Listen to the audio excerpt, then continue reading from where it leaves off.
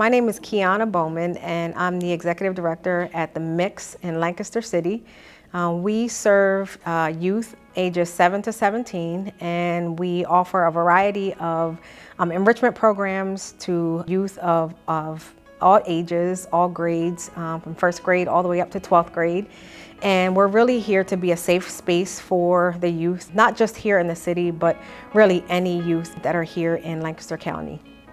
I would say the biggest impact that COVID has made for the Mix, again, is probably just on the mental and the trauma that I've seen our kids really experience. And although there was a lot of trauma and there was a lot of, mental health issues that were exposed throughout the whole, COVID season, I think our kids have shown a lot of resiliency through it. Just having to, go to school virtually basically all year.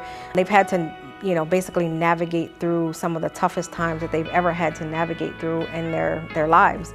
None of us have ever lived through a global pandemic, and just to see the effect that this virus and this pandemic has had on our children has been really tough. But on the flip side of that, it's also shown us that we can be more resilient than we think we can be in any given moment. So one of the biggest pivots that we had to make in the last year was when our local school district of Lancaster, decided that they were going to be virtual all school year. We made the decision pretty quickly to pivot and shift all of our programming. So when we typically would just provide after-school programming, we actually opened up our doors and provided a space where parents could bring their kids all day long, just like a school. So we were here from 7 in the morning to 3:30 in the afternoon, providing a safe space where our kids could come. Our families knew that their kids were safe. And while they were here, our staff were able to kind of meet the needs that were arising every day. And they weren't just academic needs, they were on the social, emotional end of the spectrum as well. For me personally, I think COVID has exposed a lot of trauma.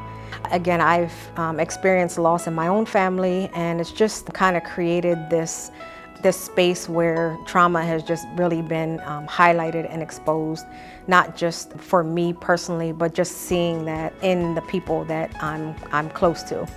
So I got vaccinated in May of this year, and I decided to finally get vaccinated because although it was a personal decision for me, something I learned a long time ago is that it's not about me, and that I made the decision for not just for myself, but for my family, for my community, for the kids that I serve every single day who unfortunately are not able to get the vaccine. And so it was really important for me to be able to set that example.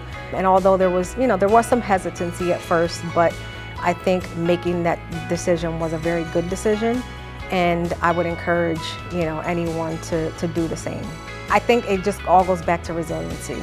Again, I think we learned so much about ourselves individually and collectively as a community, what we are really capable of doing when we work together for the good of others, really. And when it boils down to it, it's about looking out for one another. And when we experience adversity, when we go through tough times, when we go through difficult seasons, it really is an opportunity for us to just come together and look out for one another.